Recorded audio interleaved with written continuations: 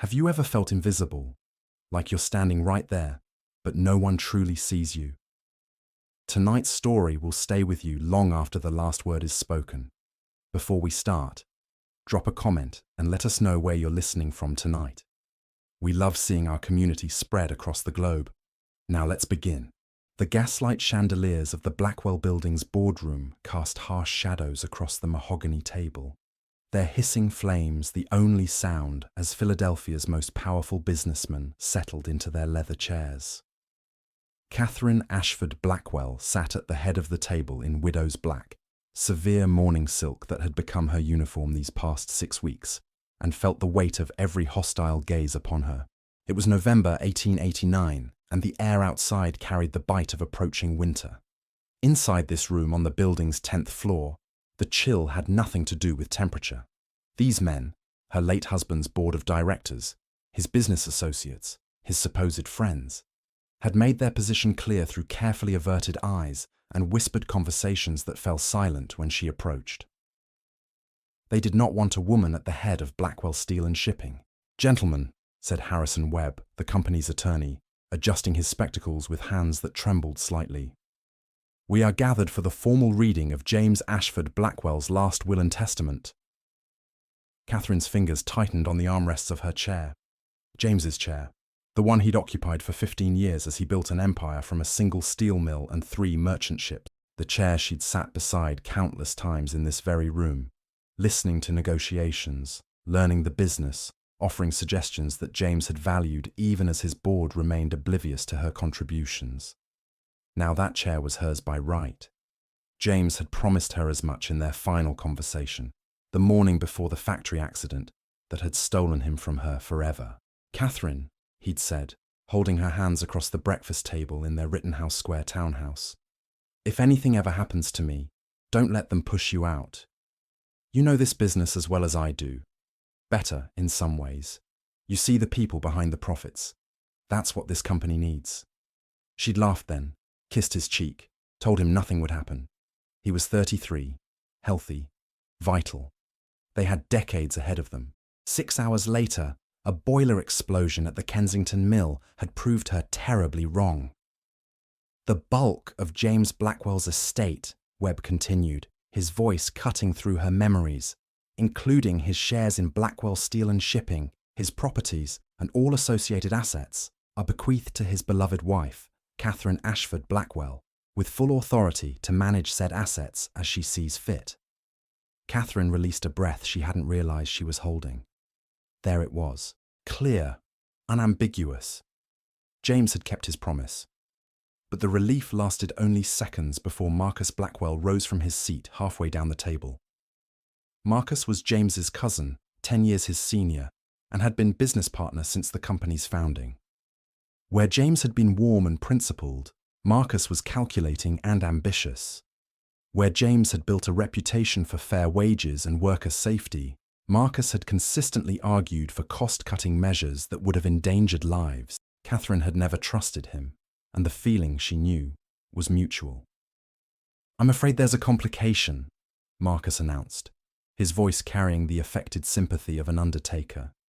He produced a document from his leather portfolio, sliding it across the table toward Webb. A codicil to the will, properly witnessed and notarized, dated 3 days before James's death. Catherine felt ice crystallize in her veins. Webb accepted the document with evident surprise, his eyes scanning the contents as his face paled. "This is most irregular." "What does it say?"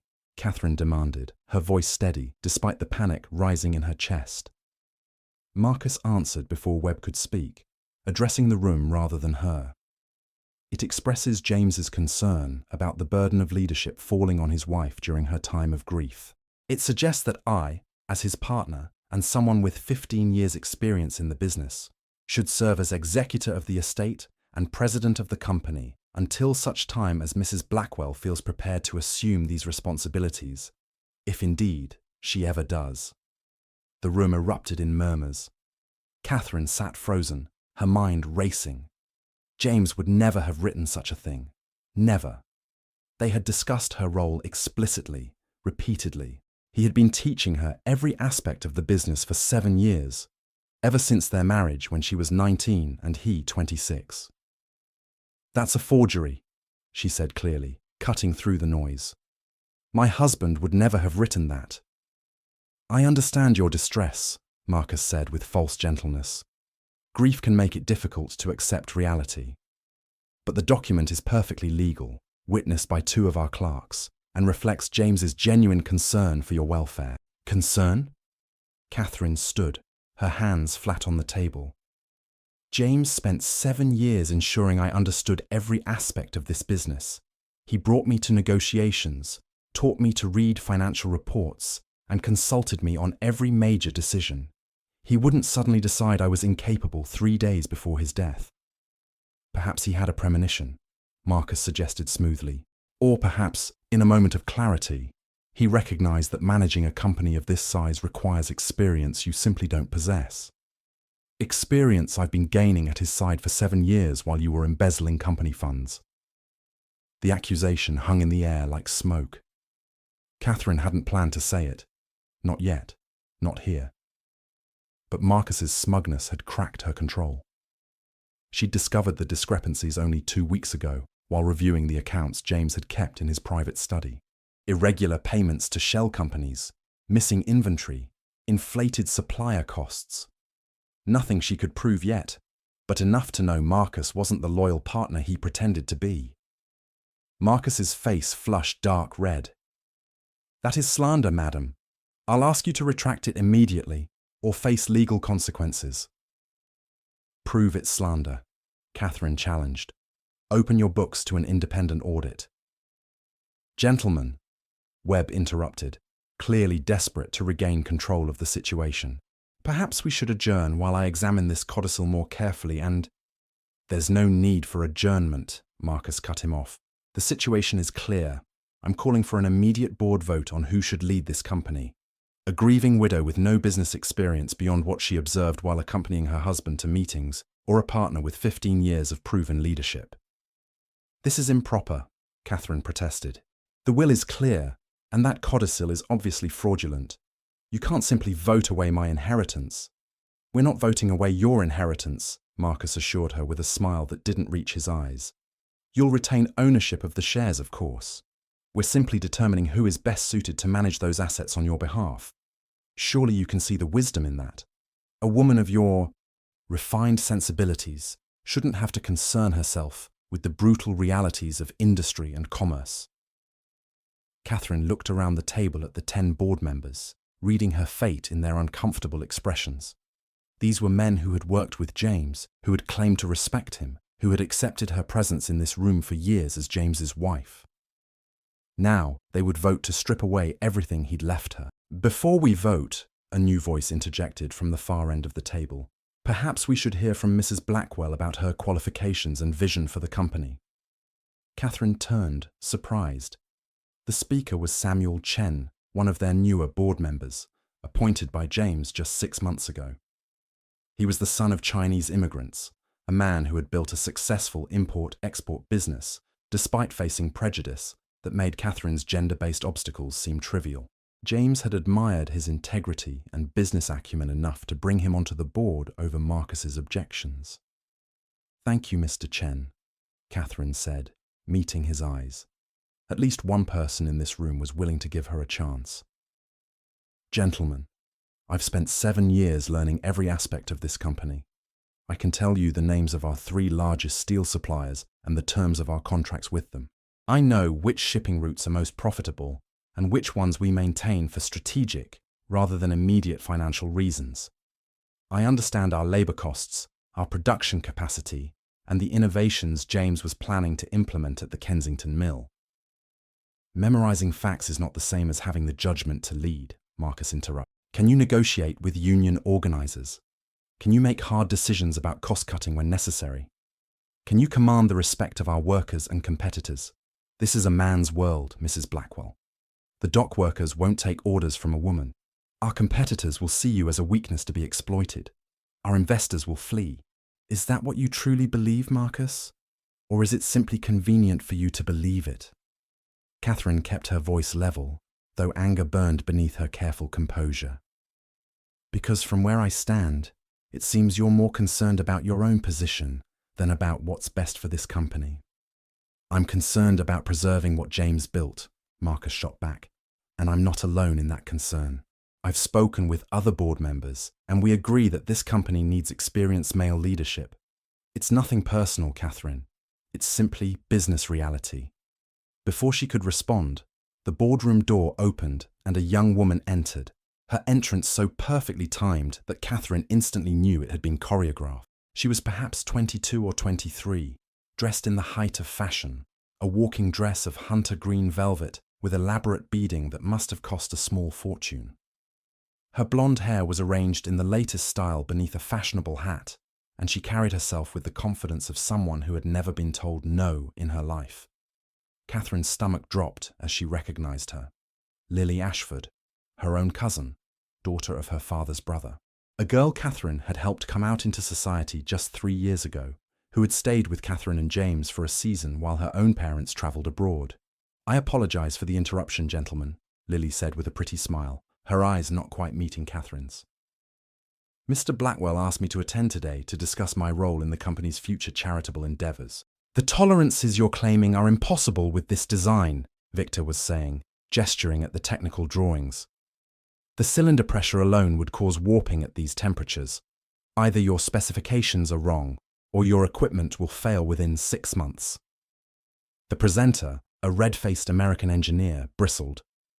"Sir, I assure you our calculations are—" "Your calculations assume ideal conditions that don't exist in actual production environments," Victor interrupted. "I've run 3 steel mills for 12 years. I know what happens when theory meets reality." Catherine found herself intrigued before she even saw his face. When Victor turned slightly, she got her first clear look at him. Tall, as Chen had said, with dark hair silvered at the temples, sharp features, and eyes that assessed everything with engineering precision. He wore well-tailored clothes, but his hands showed the calluses of someone who'd worked machinery himself, not just ordered others to do it. "Mr. von Steinberg," Chen said, approaching smoothly, "may I introduce Mrs. Catherine Blackwell of Blackwell Steel and Shipping?" Victor's gaze shifted to Catherine, and she saw him catalogue her appearance in an instant. The severe business attire, the journal tucked under her arm, the lack of a male escort. His expression remained neutral, revealing nothing about what conclusions he'd drawn. "Mrs. Blackwell," he said with a slight bow, "my condolences on your husband's death. I read about the factory accident, a tragedy that could have been prevented with proper safety protocols." Catherine blinked, surprised by the directness. Most people offered vague platitudes about James being taken too soon or at peace now. Victor von Steinberg simply stated the truth. James had died in an accident that better safety measures might have prevented. "You're right," she said, meeting his eyes. James was implementing new safety procedures when he died. The boiler that exploded had been scheduled for replacement, but the maintenance had been delayed due to cost concerns. Cost concerns. Victor's tone made clear what he thought of that reasoning. "I assume those cost concerns have disappeared now that the company has paid for funerals, settlements with workers' families, and lost production time, not to mention the damage to equipment. Actually, the company is now run by someone who still prioritizes short-term cost savings over long-term safety and efficiency," Catherine said, "which is one reason I'm here, to understand what innovations we should be implementing, even if current management is too short-sighted to do so." Something shifted in Victor's expression. "Current management? You don't run the company?" "Not at present. My husband's will left everything to me, but his business partner convinced the board I was too incompetent to manage a steel company. I'm working to prove them wrong." She waited for the usual response. Sympathy or worse, agreement that a woman couldn't handle such responsibilities. Instead, Victor studied her with the same analytical intensity he'd brought to the rolling mill specifications. "What do you know about the Bessemer process?" he asked abruptly. Catherine didn't hesitate. "It's a method of mass-producing steel by blowing air through molten pig iron to remove impurities. The oxidation process is exothermic, so no external fuel is needed once the reaction begins. It produces steel more quickly and cheaply than traditional methods, but the process can be difficult to control. The carbon content is harder to regulate precisely. Problems with the basic Bessemer method. High phosphorus content in the ore can't be removed without using a basic refractory lining instead of the standard acidic lining, the Gilchrist-Thomas process. Also, the nitrogen from the air can make the steel brittle unless you use open hearth methods for comparison. And enough. Victor held up a hand, but Catherine saw approval in his eyes. You know the technical details. Can you read a production schedule? Yes. Financial statements? Yes. Negotiate with union representatives? I haven't had the opportunity, since my husband handled most labor negotiations, but I speak German, French, and Italian. I understand the economic pressures on workers' wages, and I'm not stupid enough to think you can run a factory efficiently if your workers are constantly on strike. So yes, I believe I could negotiate effectively. Victor turned to Chen. This is the woman they removed from company leadership. The board felt a woman couldn't command the necessary respect, Chen said diplomatically. The board is composed of idiots. Victor turned back to Catherine. Mrs. Blackwell, I came to America to study your manufacturing innovations and potentially identify partnership opportunities. I've been deeply disappointed by what I've found. Most American manufacturers are more interested in profit margins than in actual innovation. But you ask intelligent questions and understand the fundamentals. Tell me about your company. For the next hour, Catherine and Victor discussed steel production, shipping logistics, labor relations, and modernization strategy. He challenged every statement she made, questioned her assumptions, and pushed her to defend her positions with data rather than generalities. It was exhilarating. Other exposition attendees occasionally tried to interrupt, but Victor dismissed them with brutal efficiency. I'm having a technical discussion. Come back later. When they finally paused, Victor said, You should be running that company, not this Marcus person. What's your plan to reclaim it? Build a coalition of investors and board members who recognize that competence matters more than gender, Catherine said. Demonstrate that I understand the business better than Marcus does, and prove that he's been embezzling company funds. Do you have evidence of embezzlement? I'm building the case. But I need time and credibility. Right now, if I make accusations, I'll be dismissed as a bitter widow. I need to establish myself as a legitimate businesswoman first. Show me the evidence. Catherine hesitated. She barely knew this man, and the documents she'd copied were her greatest weapon against Marcus. But something about Victor's directness, his clear respect for competence over social conventions, made her trust him. Not here, but if you're serious about American partnerships, come to Boston next week. I'm staying with my aunt, Josephine Ashford of Ashford Textiles. Bring your accountant. I'll show you everything. Victor studied her for a long moment. Your Aunt Josephine, the one who's run a textile company for 25 years despite every man in Boston trying to push her out. You know about her? I make it my business to know about competent manufacturers, regardless of gender. Mrs. Ashford's mills are some of the most efficient in New England. He pulled out a card and handed it to Catherine. I'll be in Boston on Tuesday. Send me the address. As Victor moved on to examine other exhibits, Chen let out a low whistle. Do you know what you just did? Victor von Steinberg doesn't waste time on people he doesn't respect. If he's willing to review your evidence, that means he thinks you're credible. Or he's curious about the embezzlement, Catherine said, though her heart was racing. No, trust me, I've been watching him all morning. He's dismissed dozens of people, including Marcus, by the way. Your former partner tried to pitch him on Blackwell Steel as an investment opportunity. Von Steinberg called him a parasitic fool who understands accounting but not industry, and walked away mid-sentence. Catherine couldn't help but smile. I wish I'd seen that. It was memorable. But Mrs. Blackwell, you should know, if von Steinberg does agree to help you, he'll expect results.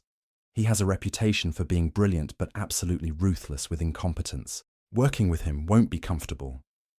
I don't need comfort, Catherine said. I need effectiveness.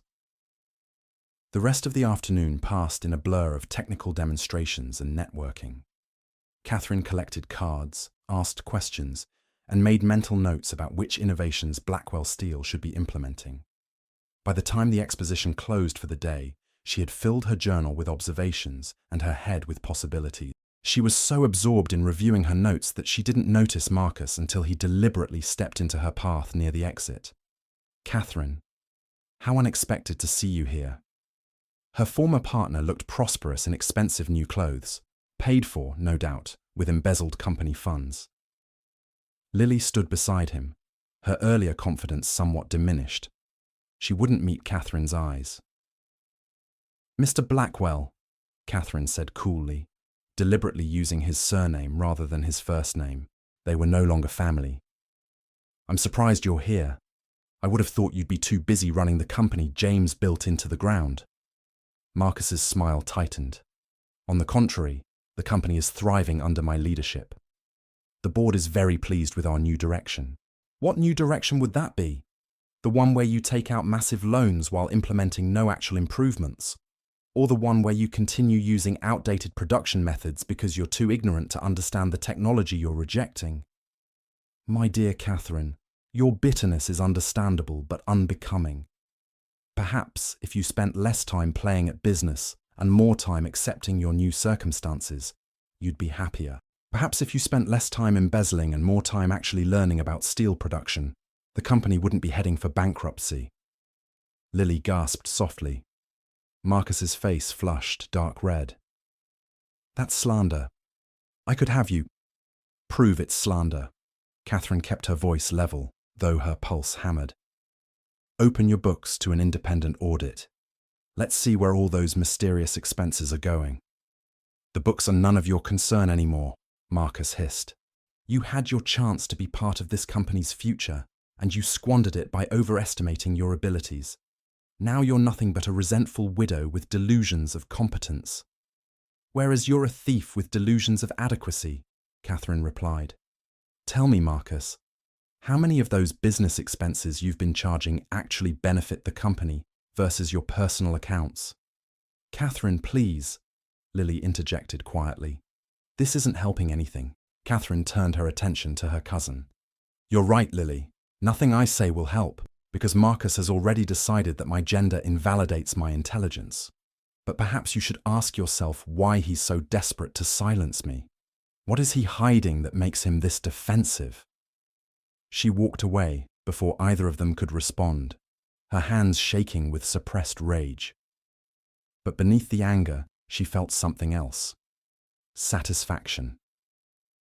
Marcus was rattled. She'd gotten under his skin by threatening to expose his corruption, and his reaction had confirmed what she suspected.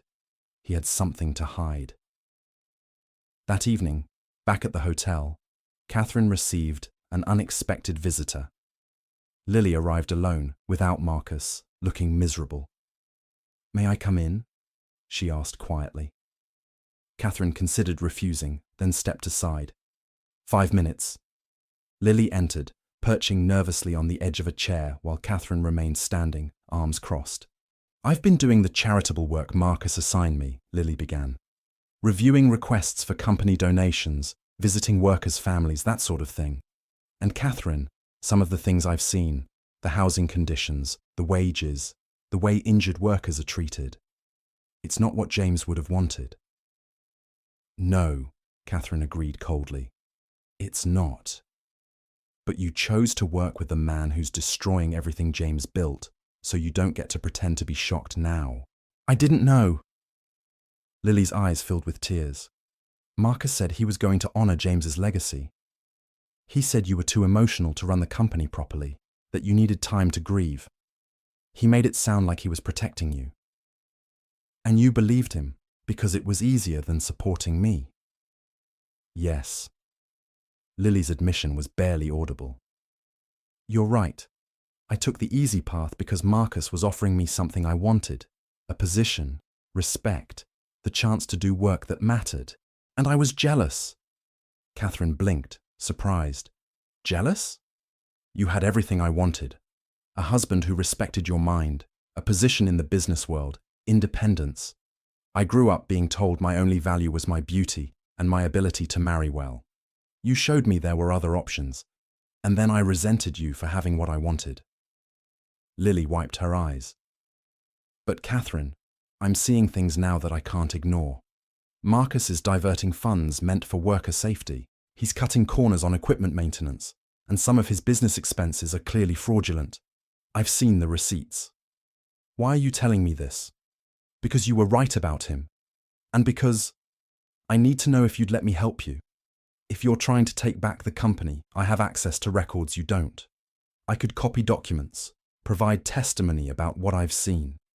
I know I don't deserve your trust or your forgiveness, but I want to make this right. Catherine studied her cousin, looking for signs of manipulation or deceit. What she saw was genuine remorse, and more importantly, genuine anger at being used. If you betray me again, Catherine said quietly, I will destroy you. I have nothing left to lose, Lily, which makes me very dangerous. Do you understand? I understand. And Catherine, I'm sorry. I'm sorry for everything. Sorry doesn't give me back what I lost, but useful information might. Catherine made a decision. Come to Boston next Tuesday. Bring whatever documents you can safely copy. We're meeting with Victor von Steinberg, an Austrian industrialist who might be willing to help. If you're serious about this, prove it. After Lily left, Catherine sat by the window, watching darkness fall over Philadelphia. Her city, her company, her fight. Marcus thought he'd won by isolating her, by turning even her family against her. But he'd made mistakes. He'd underestimated her knowledge, dismissed her capability, and assumed she'd simply accept defeat. He was about to learn how wrong he'd been. Tuesday morning in Boston dawned cold and clear, the kind of November day that turned breath to frost and made Catherine grateful for the warm wool of her business suit. Victor von Steinberg arrived at Aunt Josephine's precisely at 10 o'clock, accompanied by a thin, nervous-looking man he introduced as Heinrich Adler, his accountant. Josephine greeted them in the library, where Catherine had spent the past 3 days organizing evidence into a comprehensive presentation. The massive oak table was covered with ledgers, receipts, correspondence, and financial statements. A paper trail of Marcus's corruption laid out like evidence at a trial. Mr. von Steinberg, Josephine said, shaking his hand with the firm grip of someone who'd spent decades in business meetings. I've heard impressive things about your Austrian mills. Welcome to Boston. Mrs. Ashford, your reputation precedes you as well. I was told by a textile manufacturer in Vienna that your efficiency standards are the benchmark he aspires to match. Flattery noted and appreciated, Josephine said dryly. Shall we begin? My niece has compiled quite a case. For the next 2 hours, Catherine walked Victor and Heinrich through the evidence. She showed them the legitimate expenses from James's tenure compared to the inflated costs under Marcus. She traced payments to shell companies that existed only on paper. She demonstrated how inventory mysteriously vanished from warehouses, only to reappear in bills of sale to companies Marcus secretly controlled. Victor interrupted frequently with questions that tested her understanding. Heinrich filled page after page with calculations, and Catherine answered every challenge with data, documentation, and logical analysis. The total embezzlement over 3 years? Victor asked.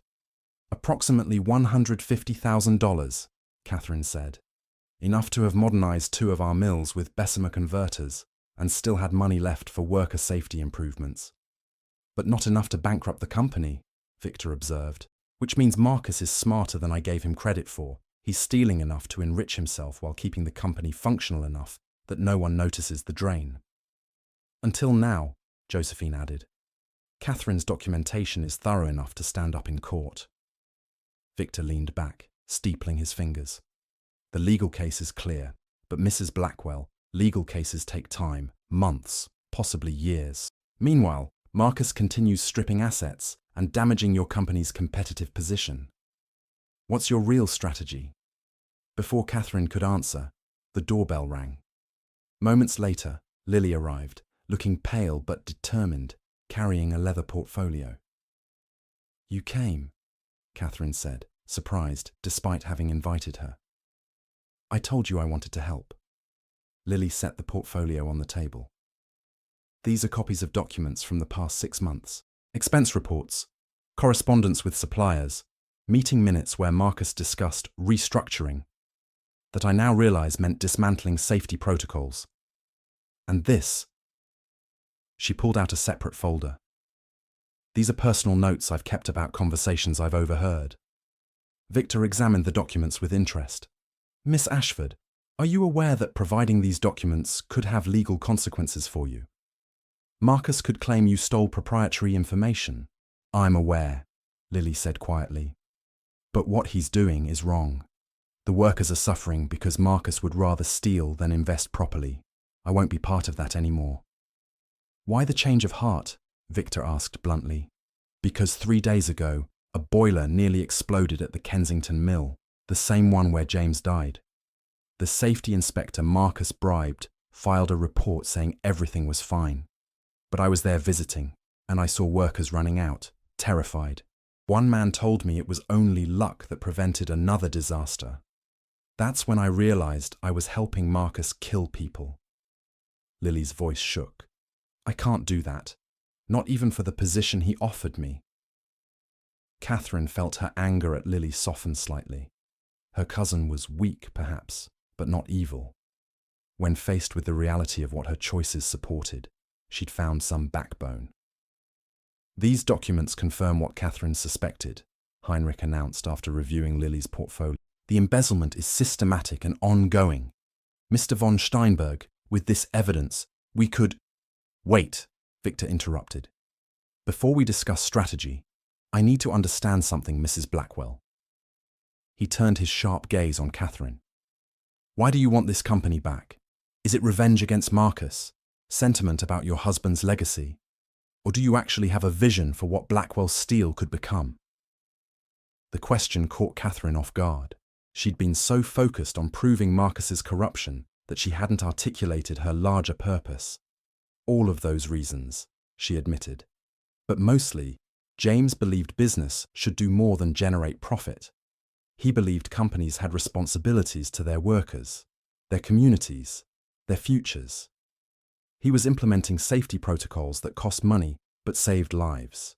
He was planning to modernize not because it was cheapest, but because it was right.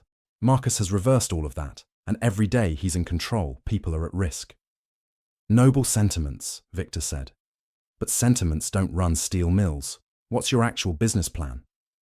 Catherine felt her spine stiffen. "Implement Bessemer converters to modernize production. Invest in worker safety and training. Skilled, healthy workers are more productive than injured ones. Expand shipping operations to take advantage of new trade routes. Build relationships with European manufacturers who want reliable American partners. And create a reputation for quality that commands premium pricing instead of racing to the bottom on cost." "How would you finance modernization?" "Reinvest the money Marcus has been stealing. Seek partnerships with manufacturers who value innovation, like you. And," she paused, choosing her words carefully, "issue new shares to investors who want to support a company with both strong ethics and strong returns."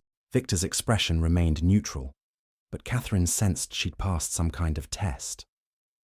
"Heinrich," he said, "what would you estimate Blackwell Steel is worth currently under Marcus's mismanagement?" The accountant consulted his notes. Given the evidence of embezzlement, deferred maintenance, and lost market opportunities, approximately $3 million, though that value is declining. And under competent management with modernization, $5 million within 3 years, possibly more if Mrs. Blackwell's shipping expansion succeeds. Victor stood and walked to the window, looking out over Boston Common, where the last autumn leaves clung to bare branches. The room fell silent, everyone waiting for his verdict. "I came to America looking for investment opportunities," he said finally. "I expected to find them in technology, perhaps in manufacturing partnerships. I did not expect to find them in corporate warfare. He turned back to face Catherine. But Mrs. Blackwell, you've presented me with something interesting. A well-managed company being deliberately run into the ground by a corrupt manager, with documented evidence of that corruption and a viable plan for recovery. Are you saying you'll help? Catherine asked, barely daring to hope. I'm saying I'll invest. If you can demonstrate you're capable of more than building legal cases, you need to prove you can actually run this company, not just complain about how Marcus is running it. How do I prove that when I don't currently control the company? Victor smiled, a sharp, predatory expression. You create a competitive threat. You start your own operation, demonstrate your competence publicly, make investors nervous about Marcus's leadership, and force a crisis. Mrs. Ashford, he turned to Josephine. I understand you've been looking to expand into industrial fabrics, materials for factory uniforms, safety equipment, that sort of thing. I've considered it, Josephine said cautiously. What if Blackwell Steel and Shipping, the legitimate one, under Mrs. Catherine Blackwell's leadership, partnered with Ashford Textiles to create an integrated manufacturing operation? Steel production, textile manufacturing, shipping logistics. We'd call it something new, say, Atlantic Industries. We'd announce it publicly, seek investors, and demonstrate exactly what competent management looks like. Catherine's mind raced. That would require significant capital. I can provide initial funding, call it $300,000 to start, enough to lease a mill, hire workers, and begin production. We'll use my existing relationships with European buyers to secure contracts. Within 6 months, you'll have proven you can run an industrial operation successfully. And how does that help us reclaim Blackwell Steel? Lily asked. Because, Victor explained, once Catherine has demonstrated competence publicly, the evidence of Marcus's embezzlement becomes more credible. She's not just a bitter widow making accusations. She's a proven businesswoman exposing corruption. The board will have to take her seriously, and if they don't, we make Atlantic Industries so successful that we simply buy Blackwell Steel out from under Marcus. Josephine leaned back, a slow smile spreading across her face. You're proposing we beat him at his own game. Exactly. But Mrs. Blackwell, Victor fixed Catherine with a stern look, understand what you're agreeing to. This won't be symbolic involvement or decorative leadership. I'll expect you to work alongside me in every aspect, visiting mills, negotiating contracts, reviewing production schedules. If you fail, you'll lose my investment, your aunt's capital, and any credibility you might have had. Are you prepared for that? Catherine thought about James, about the workers at risk from Marcus's corruption, about 7 years of learning this business only to have it stolen away. She thought about the alternative, accepting defeat, living as a comfortable widow, letting Marcus destroy everything James had built. I'm prepared, she said, but I have conditions too. Victor's eyebrows rose. Oh? If we do this, I want equal partnership, not you as owner and me as figurehead. My name goes on all the business documents as co-founder and co-manager. I want decision-making authority, not just advisory status. And I want it in writing, signed by lawyers, ironclad. For a long moment, Victor just stared at her. Then he threw back his head and laughed, a genuine, delighted sound. Mrs. Ashford, your niece has nerve. I like that. He extended his hand to Catherine. Equal partnership it is. Heinrich, draw up the papers. Let's show Philadelphia what competent management actually looks like. Catherine shook his hand, feeling the calluses that marked him as someone who understood labor as well as ownership. This was happening. She was actually going to fight back, not through lawyers and legal proceedings, but by proving her competence in the most direct way possible. There's one more thing, Victor said. This partnership will require us to work closely together for months, potentially years. We'll need to trust each other's judgment, even when we disagree. Can you handle that? I'm told I can be difficult. I can handle difficult things, Catherine said. The question is whether you can handle someone who challenges your ideas instead of just accepting them. Victor's smile turned sharp. Mrs. Blackwell, if you weren't willing to challenge ideas, I wouldn't be interested in this partnership. I have enough subordinates. What I need is a true partner who sees what I miss and pushes back when I'm wrong. Over the next week, Atlantic Industries went from concept to reality with astonishing speed. Victor's money and connections opened doors. Josephine's reputation in the textile industry provided credibility, and Catherine's technical knowledge gave the venture substance. They leased a small steel mill outside Philadelphia that had gone bankrupt under previous ownership. Good equipment, bad management. They hired workers who'd been let go by other companies during economic downturns, people who needed jobs and were willing to prove themselves.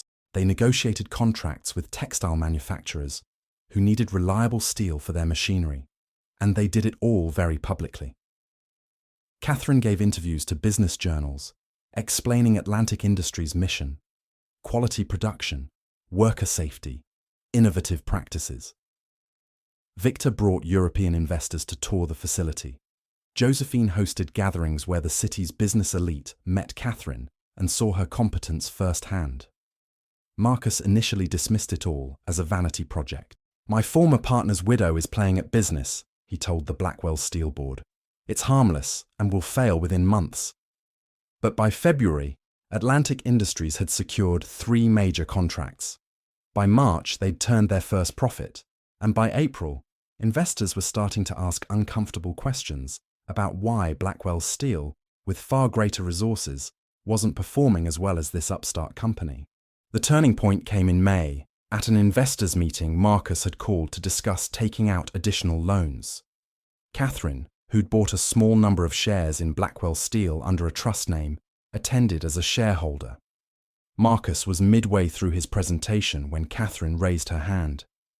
Mr. Blackwell, could you explain why Blackwell Steel requires these loans when Atlantic Industries, with a fraction of the capital, is operating profitably without debt?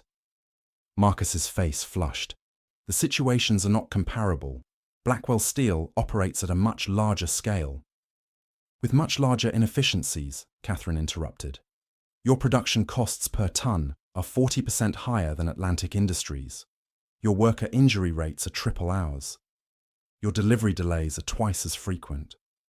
Either Blackwell Steel is fundamentally less competitive than a company that's been operating for only 6 months, or there's mismanagement in. Which is it? The room erupted in murmurs. Several board members looked uncomfortable. Samuel Chen was openly smiling.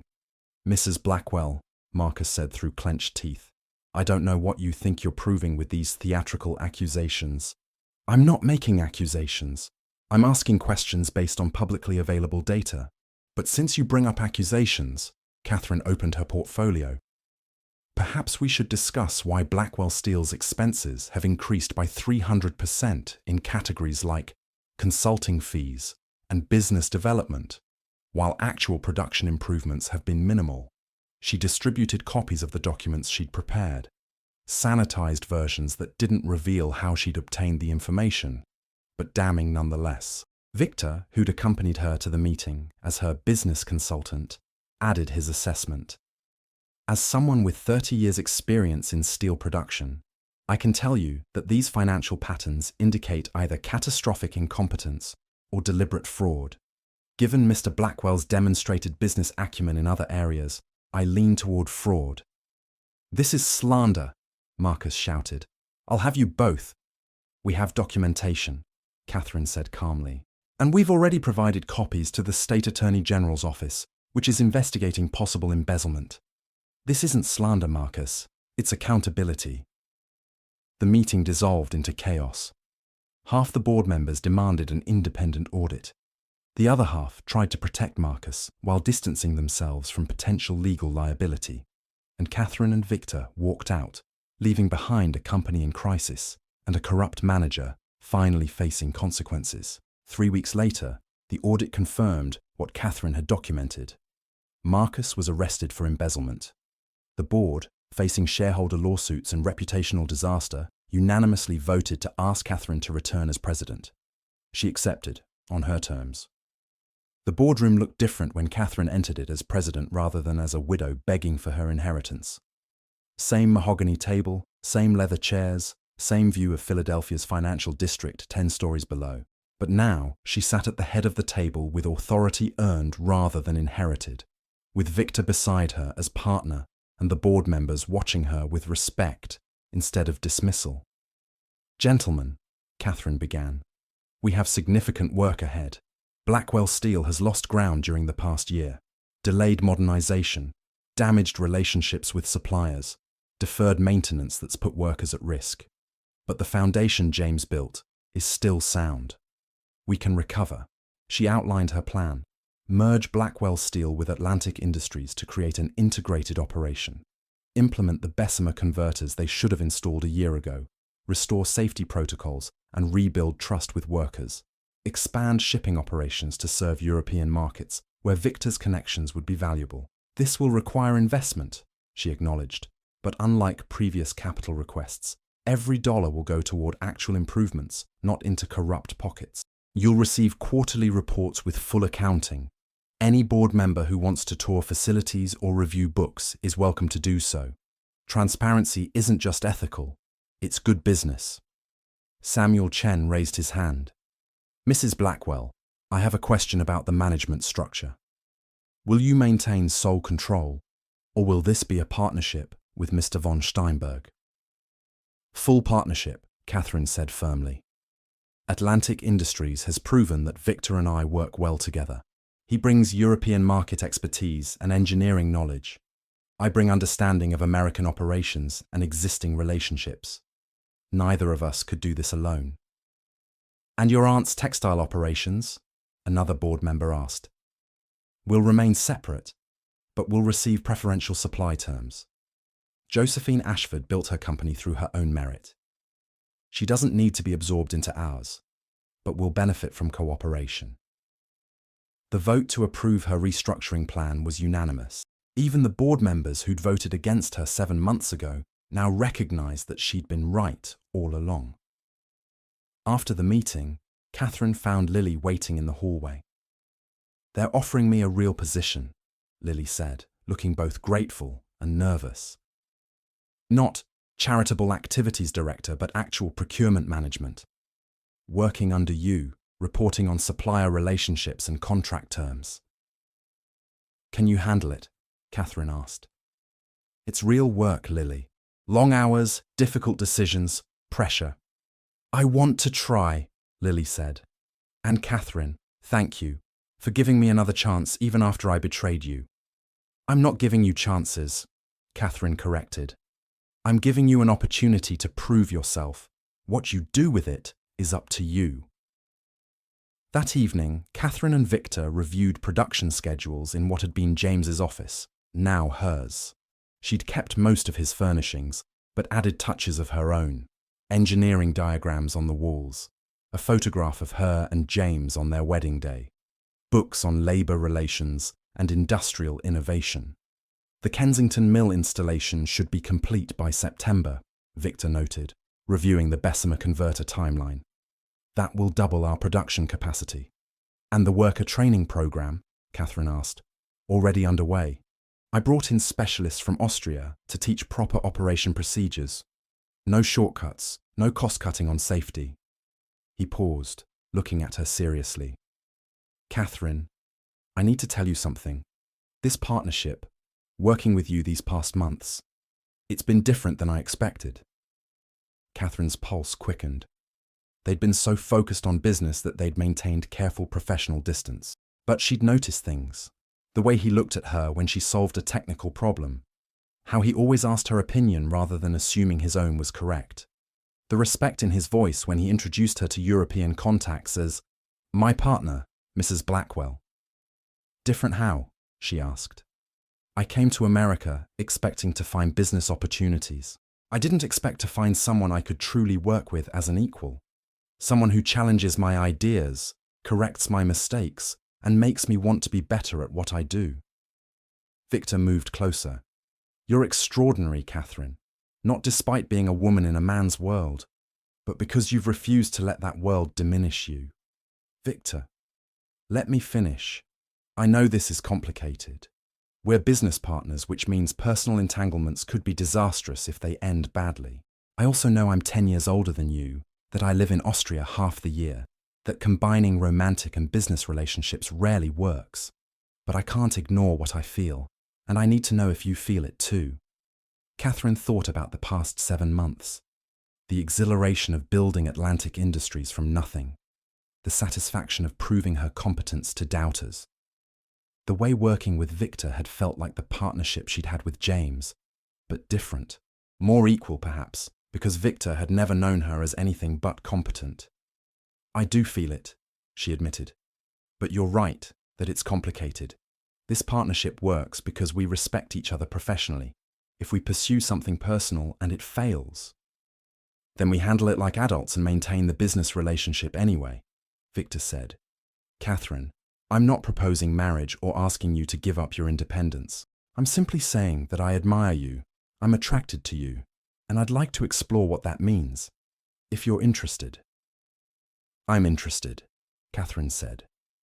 But slowly, with clear boundaries between business and personal, and with the understanding that I won't be anyone's subordinate, in business or in life. Victor smiled. That sharp expression she'd learned meant he was pleased. I would expect nothing less. Now, about the shipping contract negotiations next week. They returned to business, but something had shifted. A possibility, carefully acknowledged, thoughtfully approached. Neither of them was young or naive enough to rush, but they were both brave enough to try. Over the following months, Catherine and Victor built something remarkable, not just a successful company, but a genuine partnership that balanced professional respect with growing personal connection. They worked together, debated fiercely, and made decisions jointly.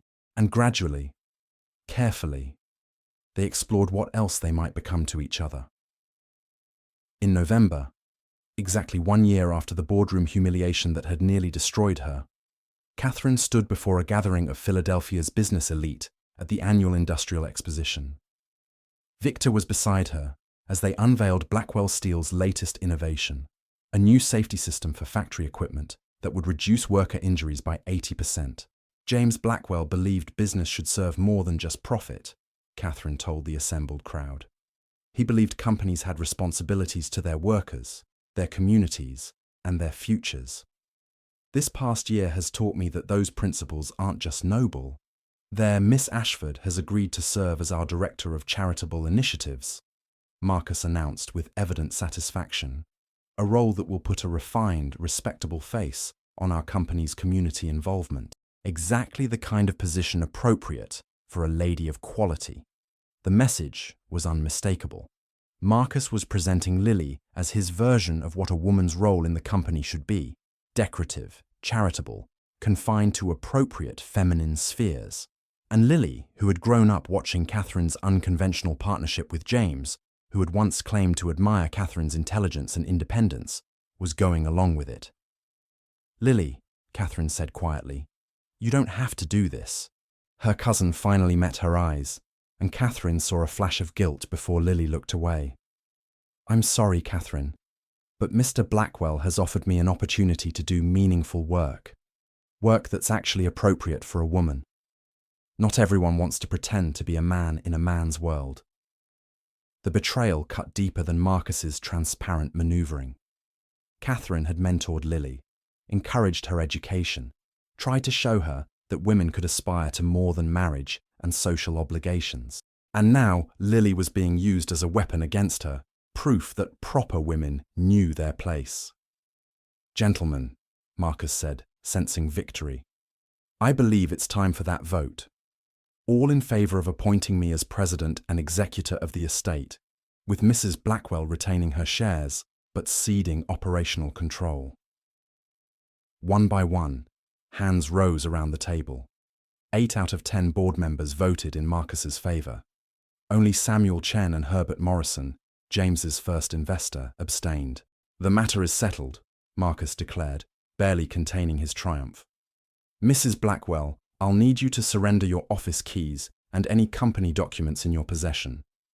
We'll arrange a generous stipend for your household expenses, of course, You'll want for nothing. Accept my inheritance, Catherine said bitterly. Accept my husband's legacy. Accept justice. She reached into her reticule and withdrew a small keyring, placing it on the table with deliberate care. But she kept the documents she'd been secretly copying, the evidence of Marcus's embezzlement carefully hidden in her townhouse. If these men thought she would simply accept this theft, they were badly mistaken. I hope you're proud of yourselves, she said, looking around the table. You've taken what my husband built and handed it to a thief. When this company fails, and it will fail under Marcus's leadership, remember that you chose this. Your bitterness is understandable, but misplaced, Marcus replied with false sympathy. In time, you'll see that this decision was made with your best interests at heart. A woman of your breeding shouldn't have to involve herself in the ugly business of commerce. Lily understands that. Perhaps you will too, eventually. Catherine gathered her cloak and reticule, moving toward the door with her head held high, despite the tears threatening to fall. As she passed Lily, her cousin reached out as if to touch her arm, then thought better of it. I hope it was worth it, Lily, Catherine said softly. Selling your integrity for a title that means nothing. In the elevator descending from the 10th floor, Catherine finally allowed herself to shake. The operator, a young man who had always been kind to her, studiously looked away as silent tears ran down her cheeks. She had lost the company James built, lost her position, lost even the basic respect of men who had once nodded politely when she entered a room. And worst of all, she had lost to Marcus, who she knew in her bones was not just incompetent, but corrupt. The elevator reached the ground floor, and Catherine stepped out into the November afternoon. The streets of Philadelphia's financial district bustled with activity.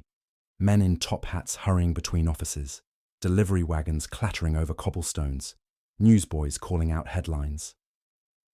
Mrs. Blackwell. Catherine turned to find Samuel Chen approaching, his expression sympathetic. I wanted you to know that I didn't vote for Marcus, he said quietly, and I don't believe that codicil is genuine. James spoke to me about his plans for you. He wanted you to take over as president. He said you understood the business better than anyone. Then why didn't you speak up there? Catherine asked, though she already knew the answer. Because I'm a Chinese man on a board of white men, and I've learned to pick my battles carefully, Chen admitted. If I'd opposed Marcus too vocally, they would have found a way to remove me as well. But Mrs. Blackwell, that doesn't mean I can't help you. If you're planning to fight this, and I think you are, I have resources and connections that might prove useful. Why would you help me? Because James was the only board member who judged me by my abilities rather than my ancestry. Because I think Marcus is embezzling too, and I've been gathering evidence. And because, he smiled slightly, I've seen enough of the world to know that competence has nothing to do with gender or race. If we only recognized talent in white men, civilization would have collapsed centuries ago. For the first time since the meeting began, Catherine felt a spark of hope. I need to think, she said. I need time to plan. But Mr. Chen, thank you. For abstaining, and for this. When you're ready to fight, let me know, Chen said. Marcus has made many enemies on his way up. He just doesn't realize how many of us are waiting for the right moment to push back. As Catherine hailed a carriage to take her home, she looked back at the Blackwell building. 10 stories of granite and glass. James's monument to what ambition and integrity could build together. Marcus thought he'd won today. He thought Catherine would retreat to her townhouse, accept her stipend, and fade into comfortable widowhood. He was wrong. Marcus had taken her company, but he'd made a critical mistake. He'd underestimated her completely. She had spent 7 years learning this business, not as an ornament, but as James's true partner. She knew where the weaknesses were, where Marcus had been cutting corners, where his corruption had left vulnerabilities. And now, with nothing left to lose, Catherine was free to fight without restraint. The carriage rolled away from the financial district toward Rittenhouse Square. Catherine watched the city pass by, the elegant townhouses giving way to the industrial waterfront, smokestacks rising against the grey November sky. the life and commerce of a city built on steel and shipping. Her city, her company, regardless of what any board vote said. She had 6 weeks of widow's mourning left, 6 weeks before she could properly re-enter society.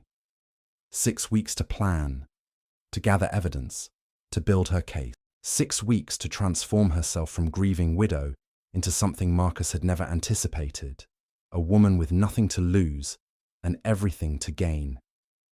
By the time the carriage pulled up to her townhouse, Catherine had made her decision.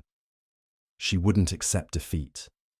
She would rebuild, reclaim, and prove that competence had nothing to do with gender and everything to do with justice. The fight was just beginning. James Blackwell believed business should serve more than just profit, Catherine told the assembled crowd. He believed companies had responsibilities to their workers, their communities, and their futures. This past year has taught me that those principles aren't just noble, they're profitable. Safe workers are productive workers. Ethical practices build customer loyalty. Innovation requires investment, not just cost-cutting. She gestured to the safety system on display. This equipment will save lives. It will also save money. Fewer injuries mean less downtime, lower insurance costs, better worker morale. That's what James understood that so many still miss. Doing right and doing well aren't opposites. They're partners. The applause was genuine. Even businessmen who'd dismissed her a year ago now nodded in agreement. She'd proven herself not through words but through results. After the presentation, Marcus's replacement on the board, a genuine steel expert named Thomas Wright, approached her. "Mrs. Blackwell, exceptional work. James would be proud." "Thank you, Mr. Wright, though the credit belongs to the entire team." She glanced at Victor, who was discussing technical specifications with a group of engineers. Partnership makes everything possible. That evening, Victor invited Catherine to dinner at a quiet restaurant away from the business district. They'd shared countless working meals, but this felt different, deliberate, personal. "A year ago today," Victor said as they waited for their food, "you walked into that exposition angry, grieving, and determined. Do you remember?" "I remember thinking I had nothing left to lose," Catherine said. "That made me dangerous." "It made you effective. But Catherine, you're not that woman anymore. You've proven everything you needed to prove. The question is, what do you want now?"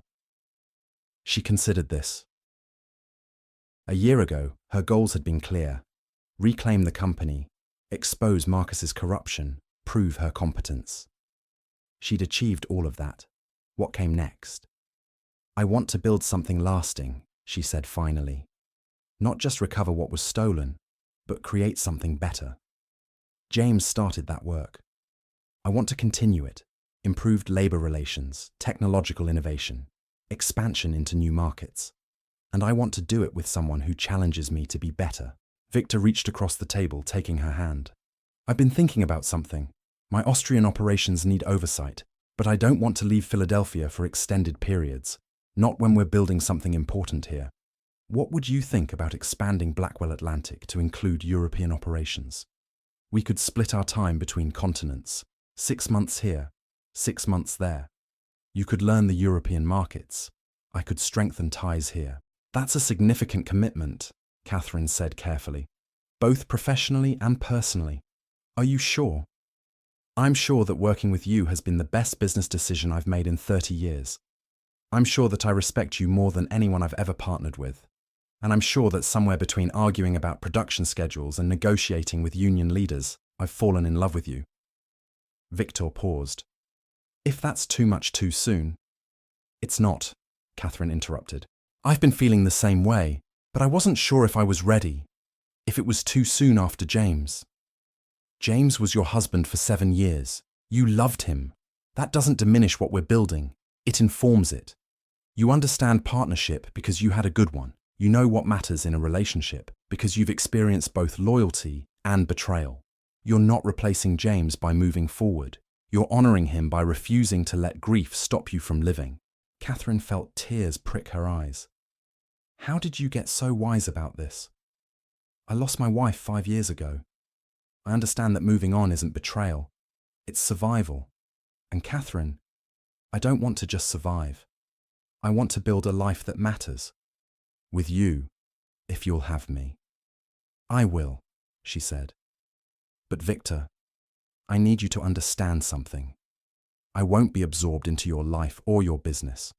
This partnership, personal and professional, only works if we're truly equal.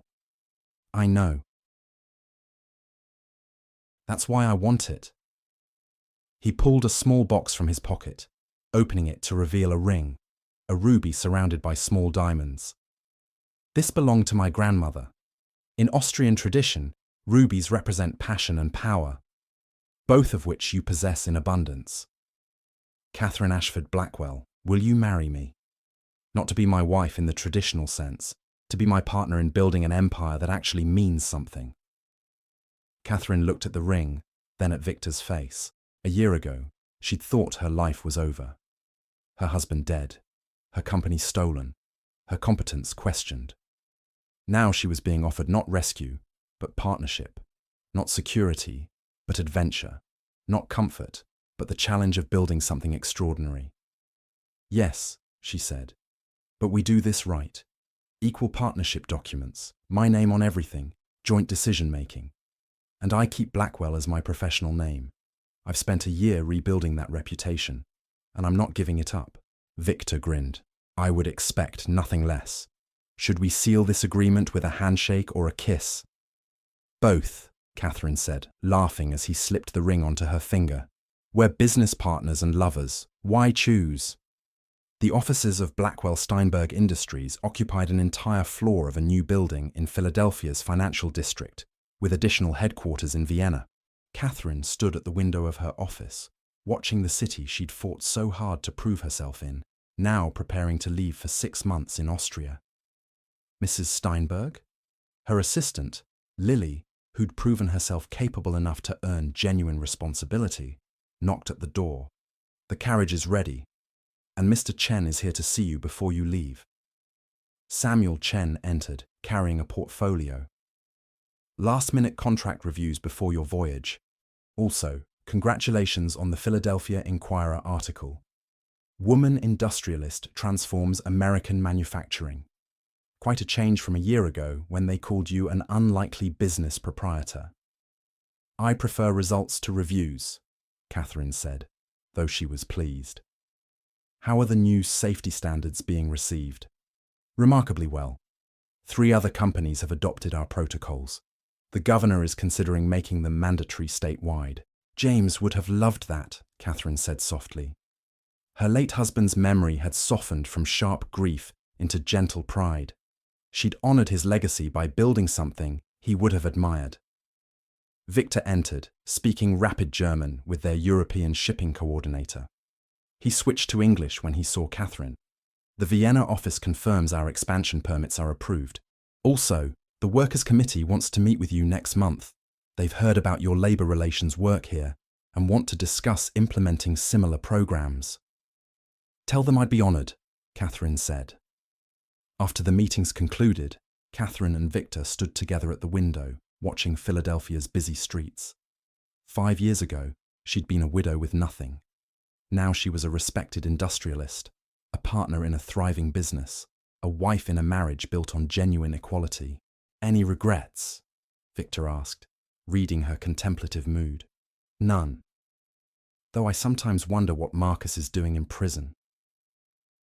Last I heard, he was claiming the whole thing was a misunderstanding and that you manipulated the evidence, Victor said dryly.